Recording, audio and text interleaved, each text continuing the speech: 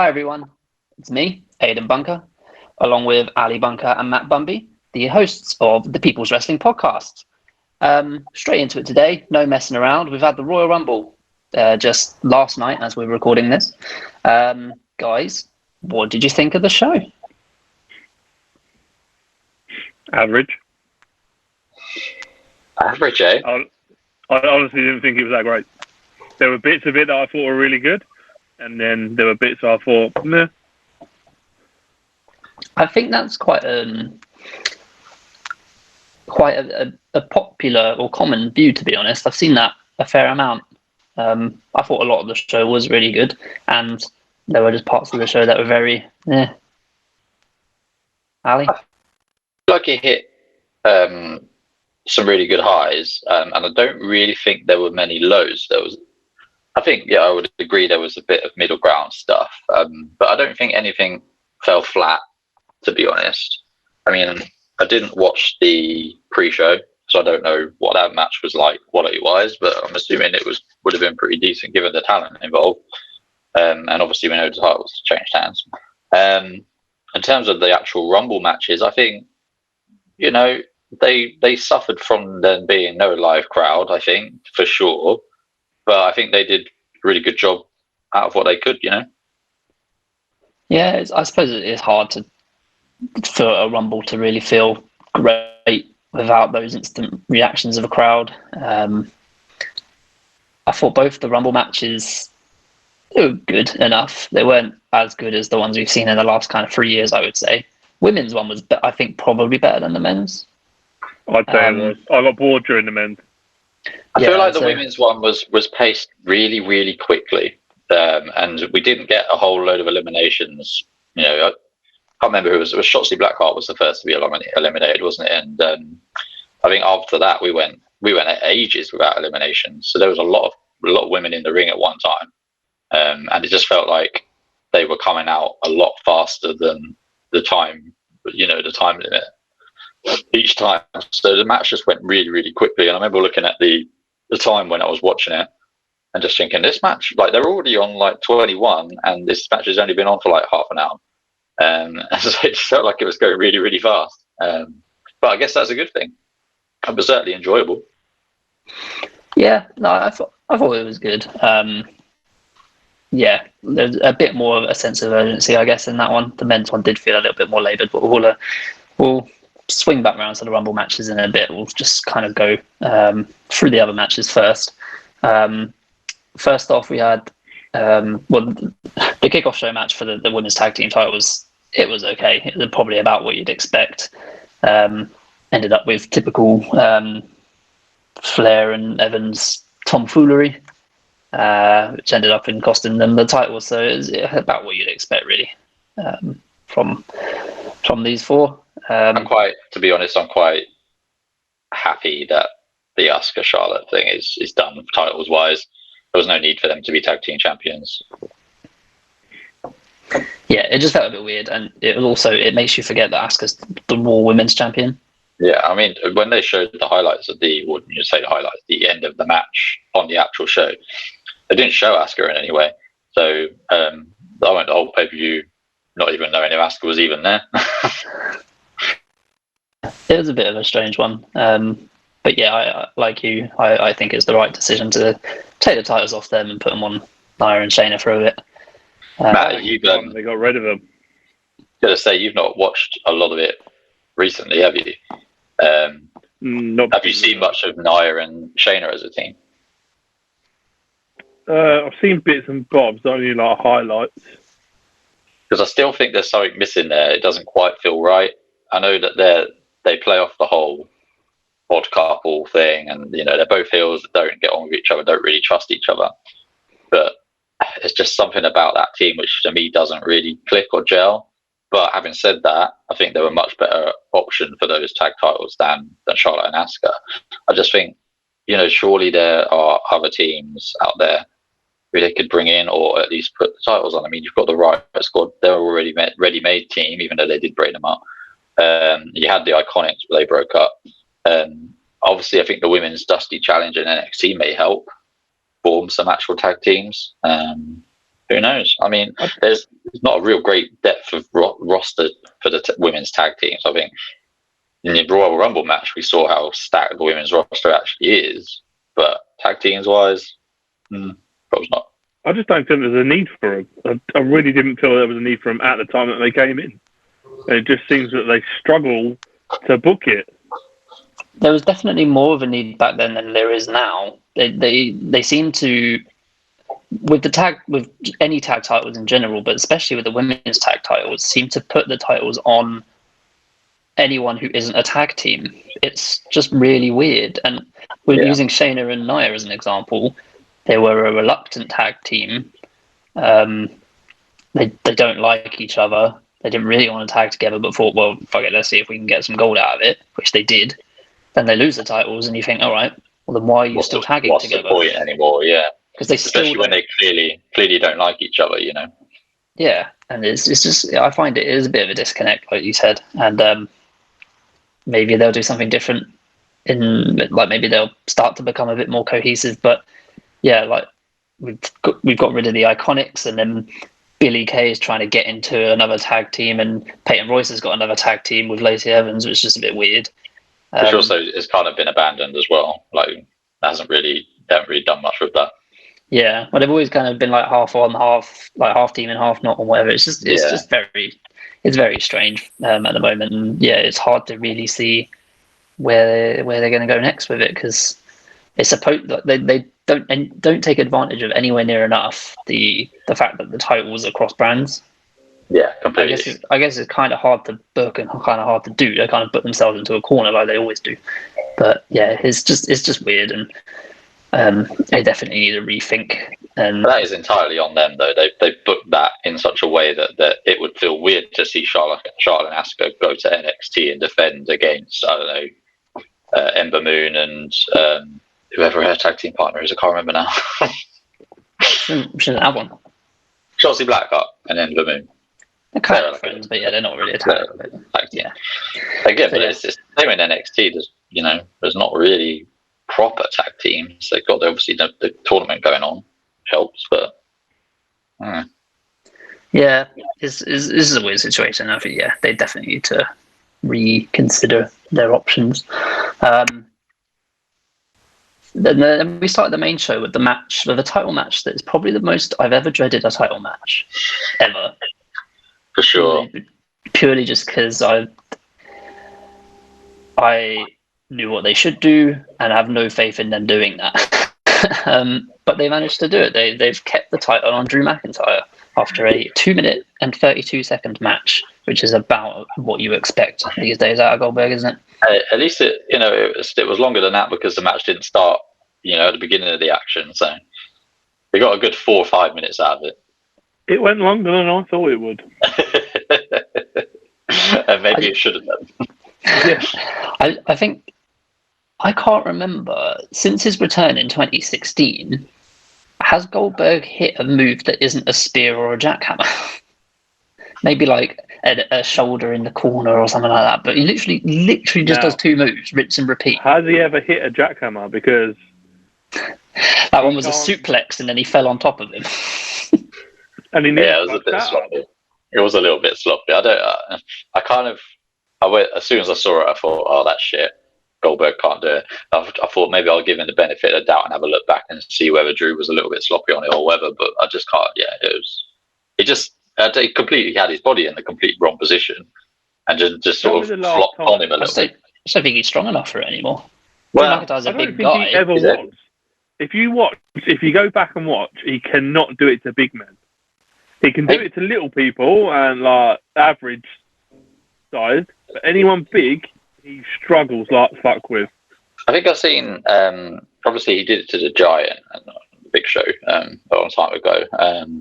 So obviously, he had that. There's no doubt he was stronger back in the day than he is now. Even though he still looks pretty impressive. Oh yeah, if I looked like him at his age, I'd be more than happy. But I think maybe what you have to remember is big guys in WWE now aren't big guys back in 1998. So Drew McIntyre wouldn't have been a big guy back then. I mean, he's large, but he's not a huge guy. He's similar in stature to, like, say, Triple H and The Rock, really, back then. So I think Goldberg, yeah, you obviously could do it back in the day. I think some of that explosiveness is gone, especially more than a minute and a half into the match. He's basically out of puff. He's blowing when he gets to the ring. That's not even an exaggeration. He's getting on a bit. He's very intense. And he's got these high intensity matches coming up, and they insist on making him walk half a mile to the ring. I've never understood, like, mate, especially when you're at the start of the show. Yeah. His music's been on for a minute before someone knocks on his door. Why does he need to have been knocked on the door to tell him, oh, by the way, your match is up? Why don't they say, look, you're fucking getting Gorilla. Now you're in Gorilla. Now you're going to hit your music. Because they just wasted a minute or two. Well, pre-record your fucking entrance, you dick. Pre-record the bit where he fucking knocks on the door. And I'm hoping and praying we never fucking see him again. Yeah, I'm sure we will, especially when the Saudi shows come around again. I don't see the point of it. Just fucking shits on everyone on the roster. Like, he comes in and he automatically gets a fucking title shot. Yeah, there's that, and I also tweeted while I was watching it. Why bother spending years learning how to wrestle when you can just get a title match knowing 2 moves? That's exactly. It's fucking bollocks.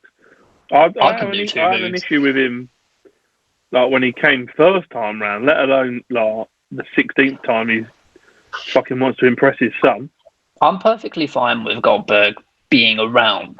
Same with Brock Lesnar stuff. Just in the right place, and a title match is not the right place, and at the expense of a younger talent is not the right place. Well, I have issue, and you two will definitely disagree with me. I have issue with Edge winning the Rumble. I don't disagree with you.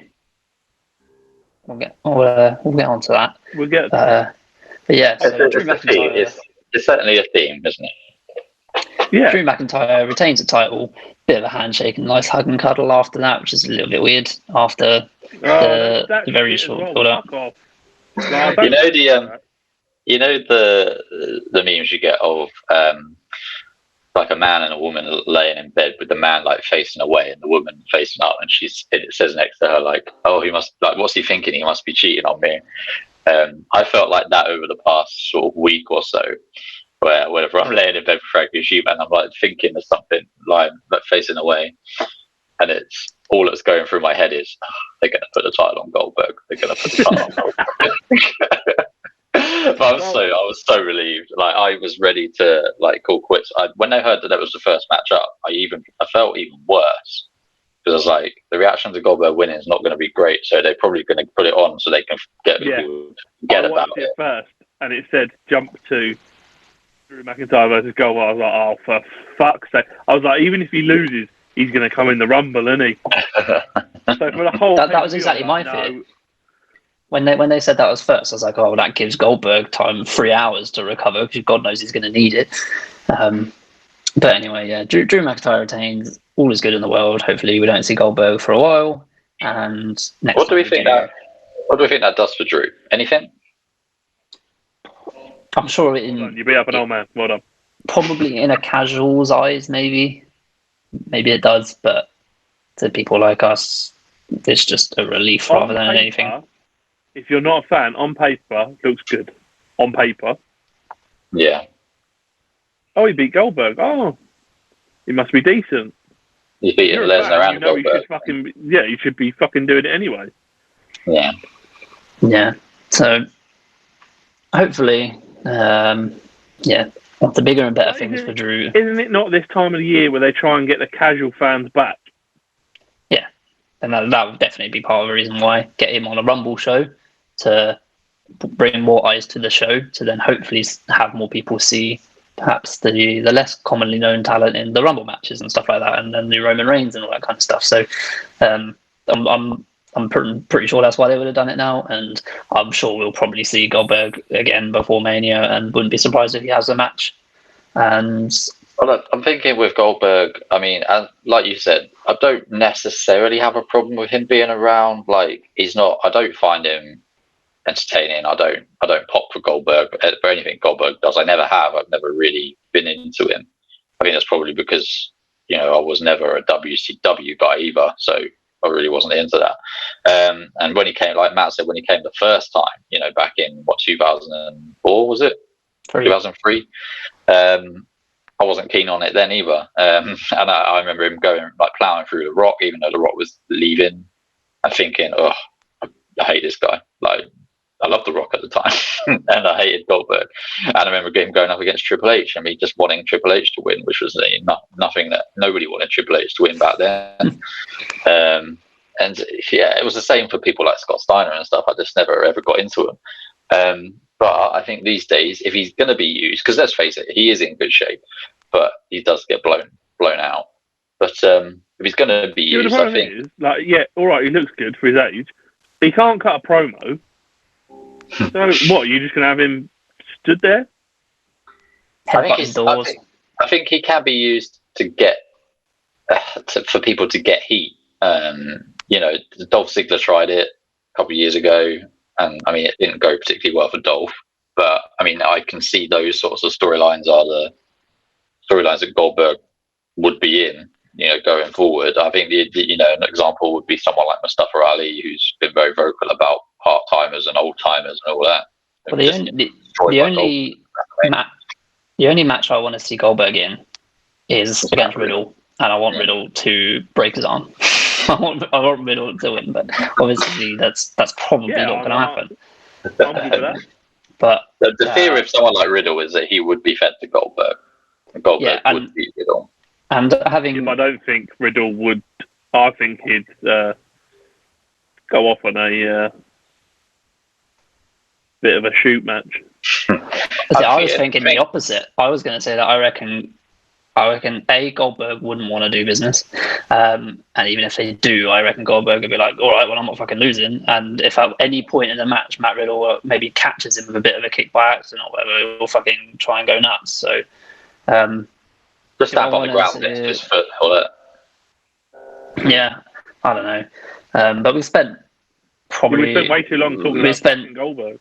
Yeah, about 5-6 times longer than the match was talking about him. So let's move on to the SmackDown Women's Championship with Carmella versus Sasha Banks. All I can say about it, how did she not fucking die? Oh, honestly, how? It was about 12:30 nearly around here, and I jumped up. I almost jumped up out of the. I squealed basically when I saw that happen, and I just sat there like this until she just shot back up. I was like, "Oh!" It was a bit scary. I mean, I think looking at first couple of views, it looked a lot worse than I think it actually was in the end. She got her hands down. It was just how fast she came in. Yeah, she proper zoomed out of her ring. You can always tell when it was scary. Yeah, it happens a lot when they go through that bottom rope rather than the middle rope. They have to like duck and you launch yourself more, I guess. Like you put more velocity into it. To see the same when Ember Moon does it. There was someone else who used to go under the bottom rope. A guy, I can't remember. Rey Mysterio does it.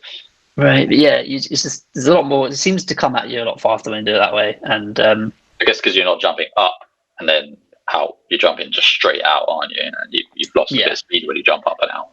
So it was a scary moment, but overall, I think the match was decent enough. I thought it was probably one of Carmella's best matches. Yeah, Carmella's definitely since her return has been allowed to put on better matches as a heel than she did in her first heel run. I don't know whether that's intentional, whether that's just come with like experience. But yeah, I think she probably doesn't get the credit she deserves, really. This is going to be quite a thing for me. I actually enjoyed the match, and I don't like Sasha Banks, so that's a compliment from me. Do you like Carmella? I love Carmella. I think she's got a lot better. Definitely improved. I think you can say the same about Sasha Banks, to be honest. I've always been a fan of Sasha Banks, but prior to her 6-month hiatus or whatever it was, she was fairly prone to kind of botches and being a bit clunky, or maybe doing a bit more than she is perhaps capable of. But in the year and a bit since her return, I think she's been one of the best in the company. Had some really good matches. That this is my opinion. I think she thought she was better than she was. Yeah, I think there is an element of that, like trying too hard, trying to do a bit much, or sometimes doing what she can do, but perhaps with people who weren't also at a high enough level. So yeah, I'd say there's an element of that, but with the way that she's evolved and the women's roster in general has evolved, I think Sasha Banks is consistently in some of the best matches on the show, whatever card she's on. So yeah, I think she's definitely one of the top in the company. Regardless of gender. I'd say obviously we give credit to Carmella for her improvement, but it's no surprise that since she's been back, she's been having better matches, and they've been with Sasha.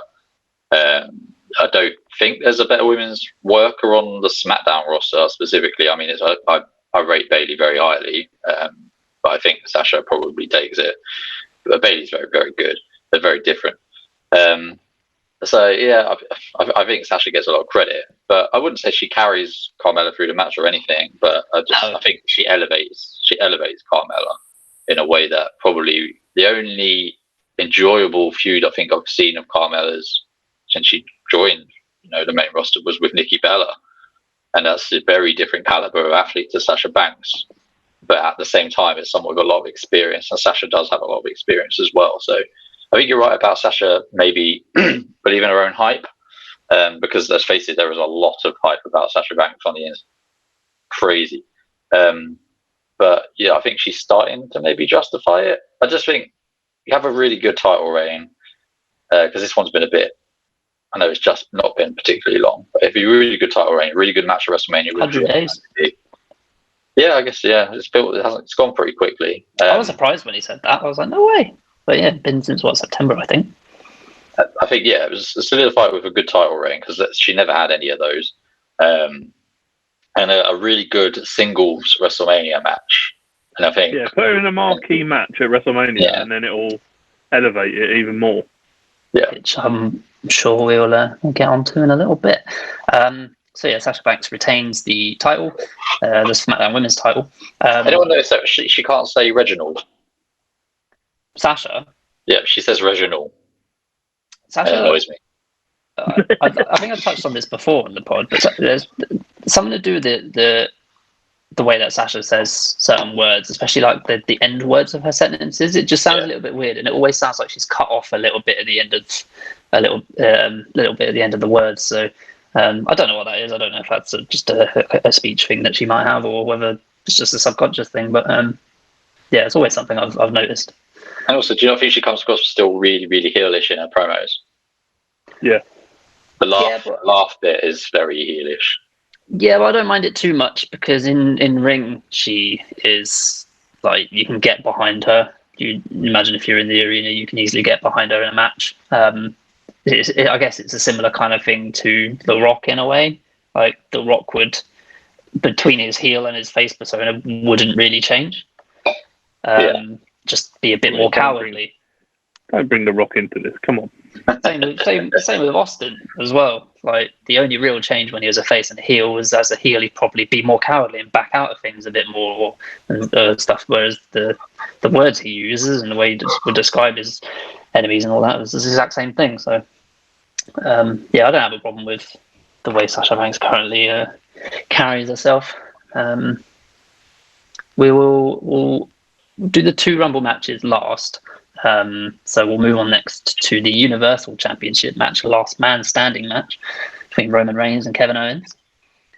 Really good until the last 5 minutes. I was just going to say that my main takeaway from the match is that Paul Heyman must have been one very relieved man when he eventually got them off, but I imagine Vince was fuming. I was going to say, I wouldn't have wanted to be him coming back through Gorilla.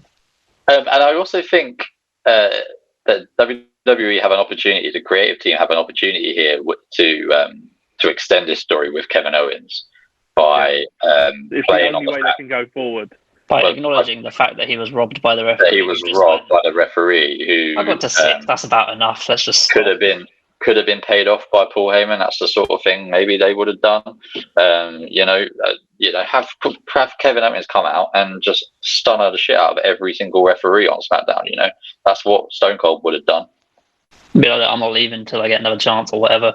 I'm not gonna lie, they had me with the handcuff bit when it got to 8. Because they legitimately did have to Roman down for a long, long time. But I mean, when he was handcuffed and the referee had counted to 8, and Roman was showing no signs of getting anywhere near his feet, I was like, shit, they're going to give it to Kevin Owens for, I don't know, probably a week or until the next pay-per-view, and then they'll give it back to Roman. I was like, fuck, it's actually going to happen. Then he fucking kills the ref. To be fair, that was really well done, because I definitely didn't see that coming. I was glad that that Roman did that rather than like Paul Heyman running in and hitting the ref or something. One takeaway I've got from the match is when Kevin Owens burnt himself on the line. Oh, that really hurt. Yeah, he's like crawling around in pain and can hardly walk and talk, but he still finds time to be funny. I think the overall that really hurt. I think the overall key message I took away from the match was just that Kevin Owens is an absolute madman, and it's probably going a bit too far, but he's like a modern day Mick Foley. He will do whatever is necessary to his body to put on a great match, which is what you want. But at the same time, you do feel like that there was some big bumps in one match. There were big bumps, but the way that WWE do them these days is a lot safer. You can tell everything's padded when they fall from a height and all that kind of stuff. And yeah, going into big KO matches, he's going to take a bump. I tweeted before the match, like, all right, what big bump is KO going to take tonight? One of the things that kind of makes me sad at the moment is because there's no crowds in at the moment. I feel like with KO's run over the last kind of 2-3 months, I reckon he'd be getting some huge reactions right now from especially during the matches. I thought this during the TLC match they had, where he kept coming so close. I reckon the crowd would have been so massively invested. And although it's hard with a last man standing match to kind of get a crowd invested, because usually that when it comes to an ending, it is quite anticlimactic, like this one was. But yeah, I'm just hoping that they keep some kind of momentum going for Kevin Owens for when the crowds return. I know that there's supposed to be 25,000-ish at WrestleMania if things don't change between now and then. I don't know what the plan then after is, but I'm just hoping that they keep him in a prominent position. He's jumping off that pirate ship. Yeah, the moment they announced WrestleMania was coming back there, the first thing he did was tweet a picture of the ship again. I think I would agree. I think fans would get really behind him, especially in matches, or at least you would hope that they would. I think one thing that we're going to see when crowds do eventually start coming back is probably I fear that people that we would hope who would be more popular or be more over may not be. I feel like I do fear for people like Drew McIntyre, who basically carried Raw through this era, and I think the crowds come back and they're already going to be a little bit sour on him. Yeah, I'm not sure. I think especially between Mania and last Mania and the summer, Drew McIntyre probably would have got some pretty huge reactions. I see no reason why he shouldn't be one of the more popular guys, reaction wise from the crowd. But yeah, I could see he's basically been on top for a year at that point when it comes to Mania. And if, for example, he's coming up against Edge, who you would imagine is going to get a stronger reaction, will that dwindle his? I don't know. Yeah, it's interesting to see who is going to get what reactions when consistent crowds return. I've got no idea. I know who I like, but for the most part, it doesn't always translate into a real crowd. True. But But anyway, I thought this match was as Matt said, great up until the last few minutes. But to be honest, I don't hold that against them. I think that could have happened in any kind of match like that. It was a genuine mistake. The worst bit about it was having the camera on the ref. Yeah. You should never have brought another ref out until he'd... I think they could also, Paul Heyman, who was obviously probably panicking at the time, but I feel like there could have been some improvisation there with the second ref, maybe knock him out, just give him punches. Paul just tries to stop him, or I thought it was a bit like it didn't take away unless you pay close enough attention to the fact that the referee was counting. Which it didn't really take. Did. I don't know if everyone did really. Well, he made it pretty obvious. He was going. I should now. It was a bit naff, but I reckon there was probably a good chunk of people who didn't notice. The handcuffs thing could happen to anyone. It's just a good thing that it actually got resolved, because I was thinking, like, what are they going to do? Like, is Roman Reigns going to try and pull them off? Like, they should always have bolt cutters on hand, or quick release fucking handcuffs. Why didn't Reigns have the key in his pocket? He had the handcuffs. I did think that, but I guess if you're handcuffing someone in a last man standing match, you no intention of releasing them, do you? So why would you need the key? But there's a contingency for if you get cuffed. Always think of the wrestler. The wrestler logic, or the wrestling logic, is if you bring a weapon, it's probably getting used on you. So if you set the table up, you're going through it. So if you're getting the cuffs out, then you're getting cuffed yourself. So yeah, rookie mistake from Roman, but it didn't cost him in the end. He chokes Kevin Owens out, and we'll see if this feud can further. I don't know. I don't know what they're going to do next, but I like not knowing. What we do know is Bianca Belair won the Women's Rumble and is going to one of the marquee matches at WrestleMania. Yeah, not happy about this, because my fucking prediction was the other person in the ring. Yeah, you came close. You had Rhea Ripley. Hallie went for Bayley, which didn't quite work out. Who, by the way... They did do her dirty, man. Yeah. They did her dirty. So disappointing. Not from Bayley or anything like that, but just the way that she was eliminated and the timing of it. It was all just wrong. And for someone like Bayley, you would have expected it to be a bit more of a bigger deal. I thought that when it cut to her and she was being like the way that she was reacting or whatever, at first I thought she was saying to the refs like, no, I didn't go over the top or something like that. I thought it was going to be that she'd gone through or whatever. And then I can't remember who made their entrance, but someone comes down and it cuts back, and James. Yeah, and it comes back and Bayley's gone, and that's that. And it was just a bit. Even when they because they didn't acknowledge it when it happened, obviously, because they were looking at Tori Wilson being eliminated right in front of the commentators, and then it's much more important. Mickey James came down, and then they showed the replay of Bayley being eliminated, and King was just sort of like, "Oh no, Bayley's gone," and then they just carried on. It's like that should have been a really big deal, especially because it was by Bianca as well. Yeah, just bad timing all round, to be honest. But for the most part, I thought the match was pretty good. I liked the Billy Kay story going throughout. Thought that was pretty funny. Probably could have gone on for a bit longer than it did. I was kind of hoping that she would keep doing that until Peyton came out, and then we would at least get a bit of a moment of them coming together rather than it being a thing during the match. But overall, thought it was decent. Bianca Belair comes in at number 3, number 3, and goes all the way, setting a new record and all that. So, what do we think?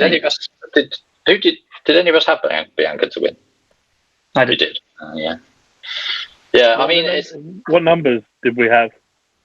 None of us got it right. None for either of the Rumbles.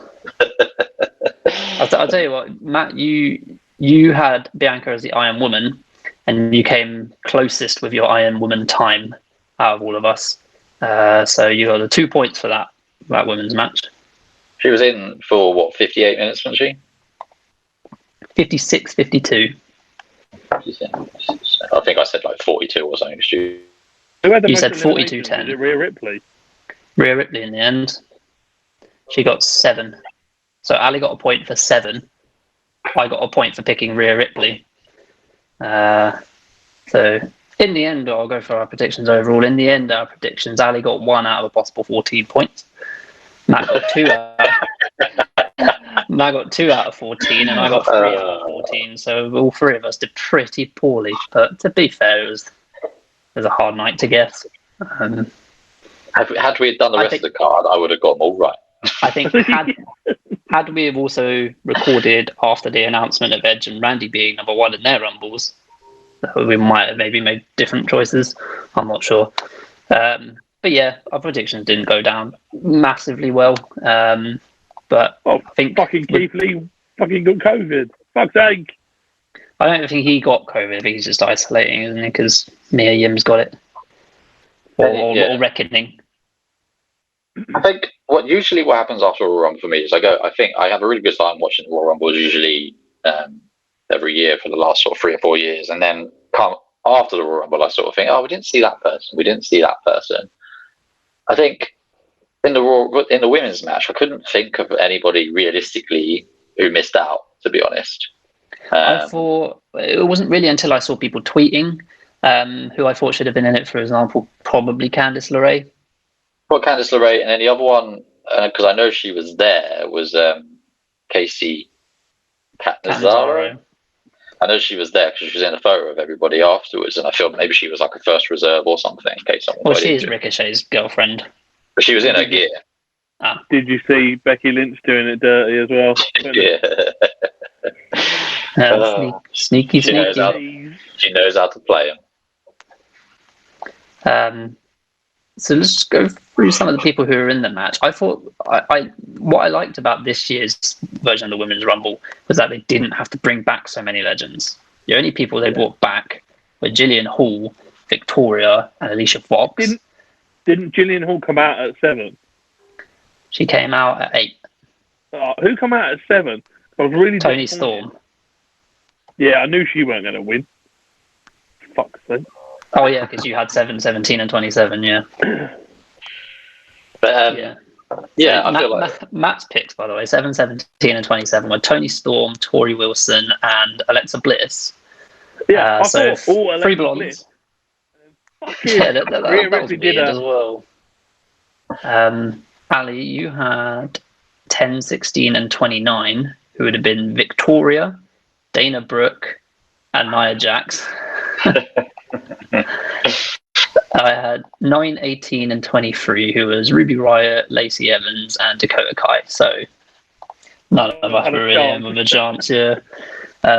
Dakota Kai's elimination by Rhea Ripley, by the way, I don't know if you remember it, but she basically gets like choke slammed over the top onto the apron. Onto the apron, which Dakota Kai's a bumping machine, but that looked painful as fuck.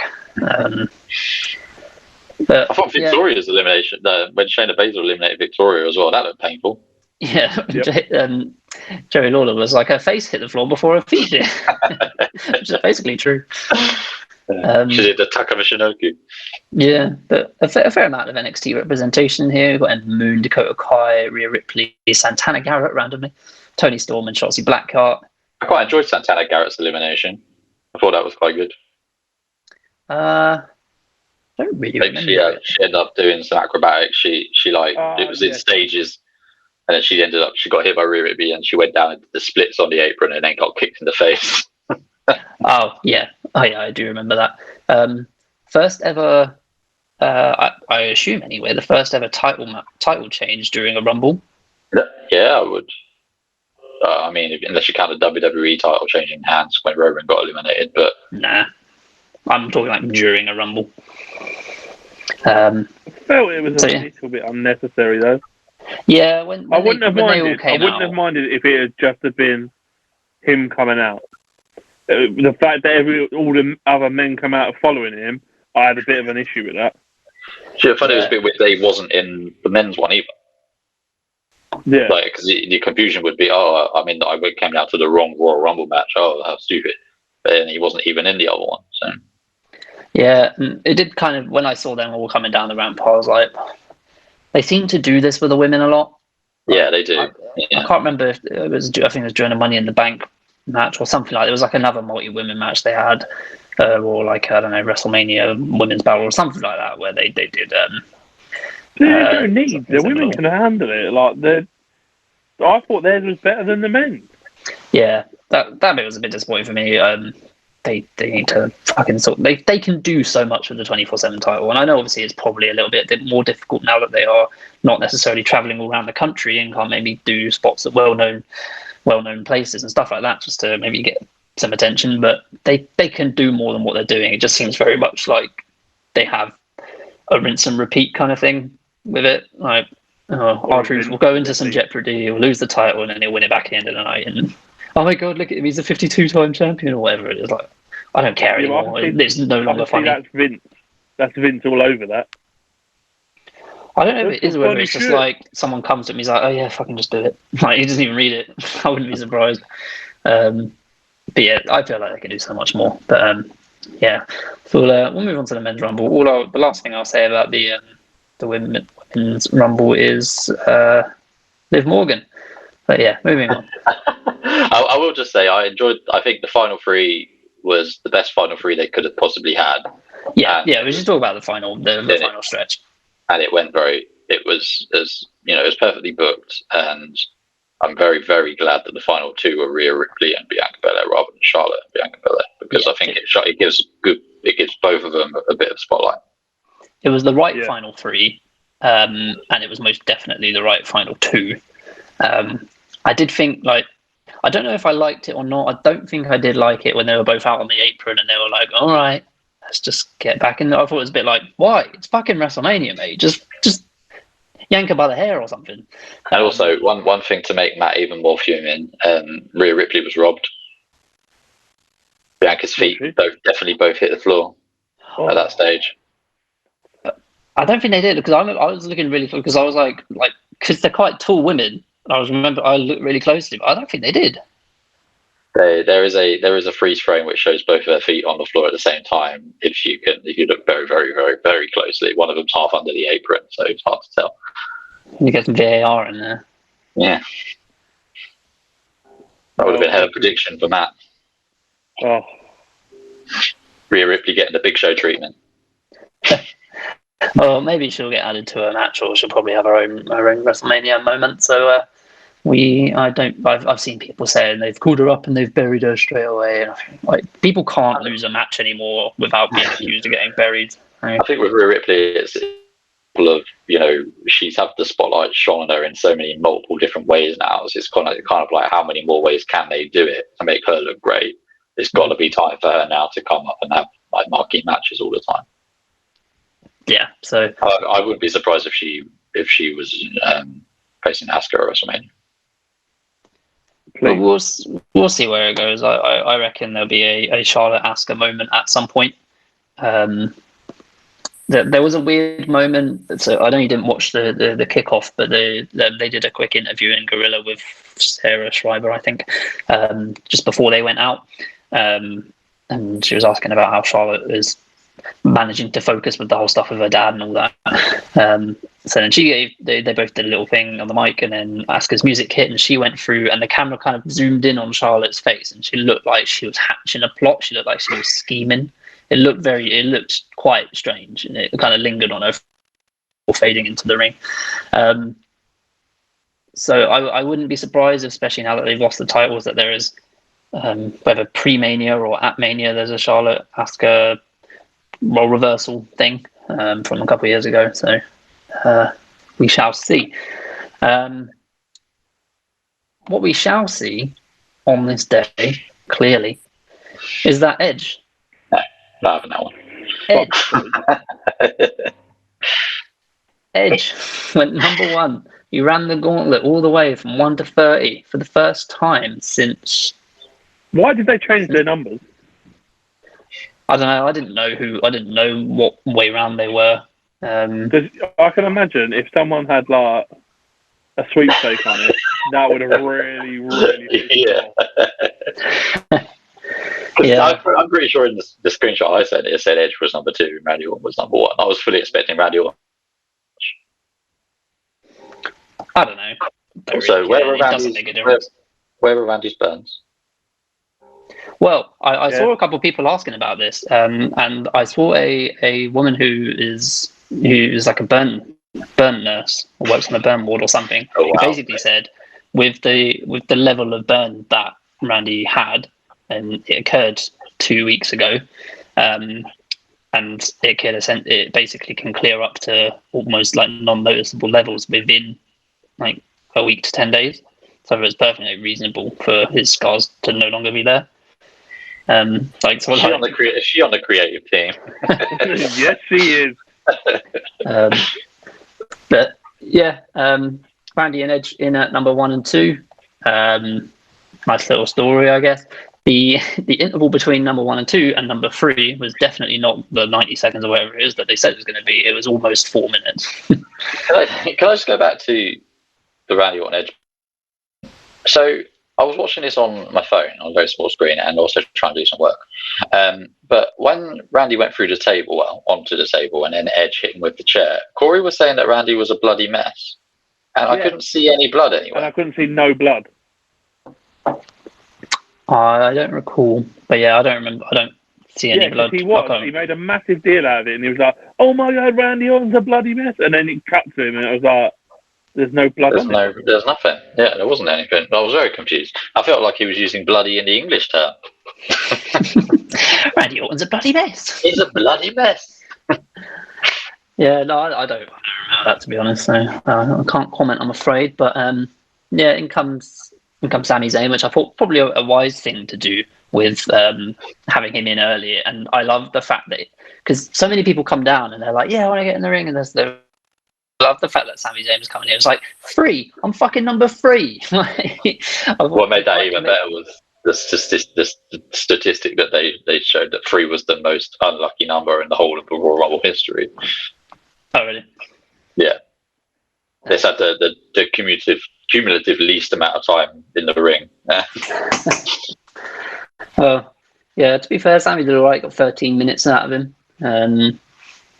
And I when he came in, I kind of feared that we'd go through a phase where Edge and Randy would team up, beat whoever came in, chuck them out, and then get back to fighting each other. I kind of thought it might go through that at first, but I'm glad it didn't. Michael Cole made a good point. Surprising is one good point of the year. When Mustafa Ali came in and he went straight for Edge and pointed out he's been outspoken about legends coming back and all that kind of stuff. Like, I do always feel like, did they not miss a trick and he didn't go for Randy when isn't Randy the one who injured him? Well, yeah, someone did mention that. But I guess you can outweigh that by saying that Randy's there every week. Yeah, I get that, but I feel like he should have got for both. I feel like he's going to have animosity towards anyone other than Kofi Kingston as well. He should have animosity for Randy Orton. I think when you've got 2 other heels in the ring and 1 babyface, what's the heel thing to do? Go after the babyface. So yeah, I didn't have a problem with him not going after Randy. Randy going up to Sami Zayn and being like, "I like your fire. I like your fire." And just okay. But yeah, I mean, it was a good opening. I thought it started off with a really good tempo. I felt like a lot of the entrants were quite predictable. Like I knew, like when Xavier Woods came in, I knew that Big E was going to have to come in straight away. And it felt a little bit like that, but I don't think it really took away from the match. Well, when you look at the first 7, you've got Sami Zayn and Mustafa Ali, obviously, but you've also got Edge, Randy Orton, Jeff Hardy, Dolph Ziggler, and Shinsuke Nakamura. Did anyone else spot what happened to Jeff Hardy? I don't think so. He got eliminated, and then instead of walking up the ramp, he jumped over the screen, the LED screen, and then just jumped down the side. Like, he just jumped and disappeared. Fair. He wasn't getting paid by the hour. Like this, I'm walking. Must have been embarrassed. I want to get out of there quickly. Carlito comes in and looked fucking huge. Yeah. What made me laugh at Samoa Joe being like, "What the hell's in those apples?" Well, I'm glad he didn't spit the apple because COVID times and everything. Can't be spitting those apples, man. I wouldn't have been surprised if they told him not to. But yeah, I didn't. There were rumors that he was meant to be there for the Legends show from a couple of weeks ago, and it just didn't happen. So this must have been on the cards for a little while. But good to see Carlito back. I don't know whether he's going to be a regular or what, but he looks in great shape, so wouldn't be surprised. If you kind of your mid carders come in, you got the New Day guys, Morrison, Ricochet, Elias, Damian Priest comes up, which I thought I tweeted about. I couldn't find it, but unless I sent it in a message or something. But I remember saying that I reckon we'll see Priest in the Rumble, and I was glad. Yeah, I think after the year he's had, I think it was probably a good shout for him to be in the Rumble. I think he's had a really good year, so. Yeah, and I reckon there's a good chance of him finding some pretty good success on the main roster. He's a big guy. He's an athletic guy. Doesn't always work out when you come from NXT, but he's got a good look. He's quite cool. He's got a bit of swagger about him, so I wouldn't be surprised to see him do pretty well on the main roster. Or be buried. You never know. Yeah, there's usually no in between. Two options. Yeah, there's not usually much of an in between. Daniel Bryan comes in disappointingly late for anyone who had him as their Iron Man. But he still managed to last nearly half an hour. Which that's how I feel. Iron Man. Who did you have? You had Daniel Bryan. Fuck's sake. I had AJ Styles, right? Yeah, you did. And he came in. He came in well late. So none of us got the Iron Man entry number because they were obviously 1 and 2. We picked 5, 7, and 6 respectively. I got the Iron Man duration with 47 minutes, but it ended up being 58 minutes, so quite far off. Is Edge the first to win it from 1 since Benoit? It's been Michaels did it, Benoit did it, Ray did it from 2. It's the same thing. I don't think they've done it since. No, I don't think they have. McMahon did it, didn't he? He was 2. He was 1. It was 1 or 2, yeah. So yeah, Edge joins a elite, if not somewhat muted list. Yeah, check it down. That's what I'm looking for. I tweeted at the time when Hurricane came out. Oh, no. I hate the fact that guys like Ricochet and Gulak have to have matches to prove that they're worthy of being in the Rumble, and Hurricane can just come in same way he does every year. Then 2 minutes later, Christian came in. I was like, "Fuck that! Christian's back. Let's go." I mean, Christian coming back. I think there's a moment. I kind of missed a lot of Christian's singles stuff when I was too cool, grew out of wrestling. Obviously, he had after the breakup with Edge, there was a period where he just sort of floated around, teaming with like the likes of Chris Jericho and Tyson Tomko and that kind of stuff. But when he came back from TNA, I missed all of that. So Christian, to me, not that he doesn't mean a lot because I like him. I think he was underrated, but he doesn't. I don't get that sentimental feeling with him. But it felt good to see him in. The moment with Edge was pretty cool. So. And he ended up retiring basically right when you rejoined watching wrestling. Yeah, exactly. So yeah, you basically did miss everything good that he did as a singles guy. But yeah, I was very happy to see him back, but definitely didn't expect it. I wonder when he got the okay to wrestle again then, because his was concussion based, weren't it? Well, he did a whole fight with Randy. He did a thing with Randy. Yeah, it didn't end up being a fight, but I wouldn't be surprised if around the kind of summertime he might have maybe got the bug, not COVID, and thought, yeah, fuck it, let's give it a go, see what it worked for Daniel Bryan because it was supposedly a similar kind of thing. I didn't like that.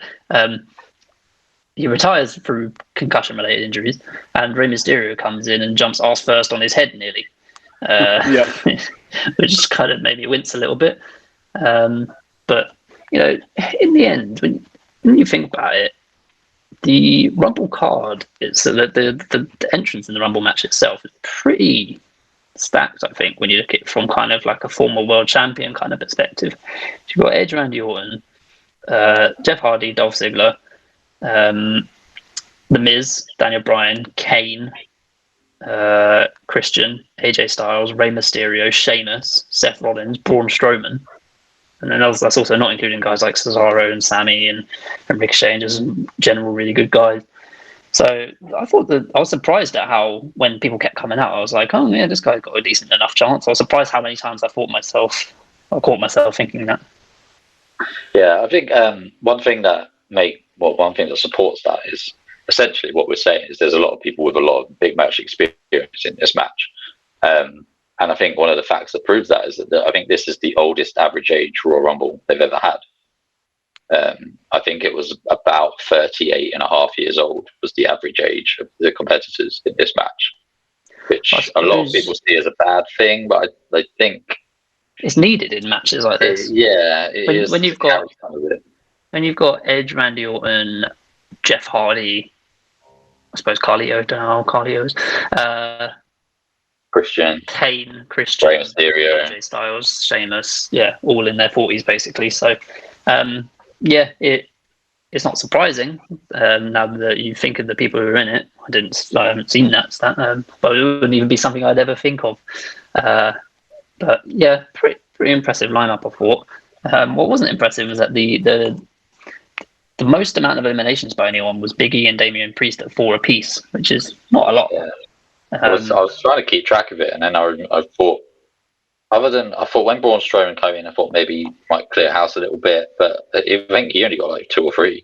He got 3. Yeah. And Omos got 2, didn't he? Omos got 2, which was I didn't like that. Like I'm not massively against people on the outside, maybe like help doing that and helping them out or whatever. It was just the way it was done, especially with Big E, where it was just like, Matt, you're coming out now. Yeah. I quite liked when AJ got eliminated that DT's throwing him over in front of Omos and then just sort of no, put him that way. That was quite cool. Because why would you try to go straight at the person who's going to catch him? I did have AJ to win, so I was fuming at the time, but AJ, who lasted just 10 minutes. As I was, mine didn't even come out. Yeah. So let's get on to what Matt mentioned at the start then about Edge. Matt says he's not happy about Edge about Edge winning. Care to elaborate? Doesn't need it. Doesn't need it at all. I think. Go on. I was just going to say I would agree. I think we all agree he doesn't need it. I feel like the comeback story that they're probably trying to tell now is the story that they should have told last year if they were going to go with it.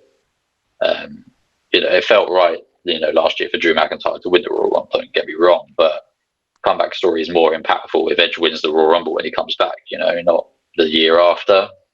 Yeah. But I get what they're trying to do with it, and I'm here for it. I think Edge is great. And if you look at the other options for winning the Royal Rumble, I think the very fact that we were all very torn on who was going to win suggests that maybe there isn't a standout person who's ready for the main event of WrestleMania, or at least a good feud going into WrestleMania. So I think with someone like Edge, you kind of got a safe bet that he's going to be good. It's part, I suppose, a chronic issue in WWE, though, isn't it? Is that you never know that someone's ready until you do it. For the most part, and it's always easy to go have a safe option. And don't get me wrong, Edge is one of my favourites ever, and I'm glad to see him win. I'm glad to get to see him have a moment. And I understand the story that they're telling is him trying to win back the thing he never lost from 10 years prior. I just like you said, he doesn't need it, and I assumed, and I'm guessing it's obviously not his decision, but I was working on the basis that Edge would come in and being like, all right, I don't need the win, just give me a good program. I don't need a title, It's the same reason why I didn't pick Brian to win the Rumble. Was I would have assumed that Brian would say the same kind of thing. So I was surprised it happened. I was even more surprised after he got RKO'd at the end, because I was like, again, I like Randy, but they're going to give him the win. For those brief couple of seconds, I was like, oh, here we go. This isn't going to go down well. But yeah, Edge it was. I'm assuming with Bianca most likely challenging Sasha, that Edge will challenge Drew McIntyre or whoever is the champion at the time. Yeah, it's hard to. It's a difficult one. I think Sasha versus Bianca is probably the way they go. I think that's what people want to see. So it would make sense to not have Edge challenge Roman.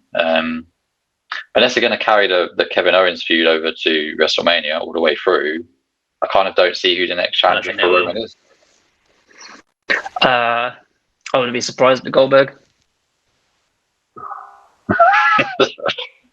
No, please not. It was what they were going to do last year. Just like the title reverse. Yeah, I genuinely wouldn't be surprised. I don't really know who else, to be honest. Daniel Bryan, have him win the Elimination Chamber or something. I don't know how the chamber is going to work this year. I think there is a chamber, but I don't know how it's going to work in terms of what brand, whether it's cross-branded. I guess we'll have to wait and see who picks who, right? It's generally what happens is they have the title match for them. Won it. So we'll find out a lot. Yeah, well, because sometimes they do it kind of there and then. Sometimes they wait a little while. And you've always got the Miz as Money in the Bank. Whether his thing going to be expiring soon, so we'll see what happens there. But I think interesting, and I'm sure when we have a bit of a clearer picture as to what's going to happen, we'll discuss it a bit more in depth there. But I think that wraps it up for today. A little bit longer than I think we were originally planning on going, but there's a lot to talk about in the end in a 4-hour pay-per-view, which is the second biggest one of the year. 7 out of 10. Yeah, I'd say that's about right. It could have been better, but they also could have made worse decisions. So, I'd say about 7.5. I'd say, I was going to give it a 7, but I think the fact that I saw someone get run over by a golf cart unexpectedly, and Kevin Owens took about 10 great bumps in a match, and even the worst, what I would call the worst match on the card, which was Sasha Carmella for me, was actually a good match. I'll give it an 8. Sorry. Yeah, I think it would be Kevin Owens a disservice to give a show that he got run over a 7 out of 10. Let me just rewind there. You're saying that the Sasha Carmella was worse than Goldberg and Drew McIntyre? Yeah, because I think Goldberg Drew McIntyre was exactly what everybody thought it was going to be, and it delivered it, and we got the result that most people wanted. So I'm not saying that Sasha versus Carmella was bad. I just disagree with you there. I just can't have that. Fair enough. We don't always have to agree, Matt, do we? So. No. Good job. Because I don't agree with a lot of things you said. Well, I'm sure we can touch on that more another time, but that's us for today. Yes, that is what she said. So yeah, that's been our Royal Rumble 2021 review. You can get in contact with us on Twitter or Instagram at @the_PWP. Make sure to like, share, and subscribe if you're watching on YouTube. Make sure to subscribe to the pod on either Spotify or iTunes or Apple Podcasts. It's on my mind 24/7. Bring it down. So, yeah, hope you enjoyed our thoughts and opinions. If you disagree or agree, please let us know, and we will see you next time.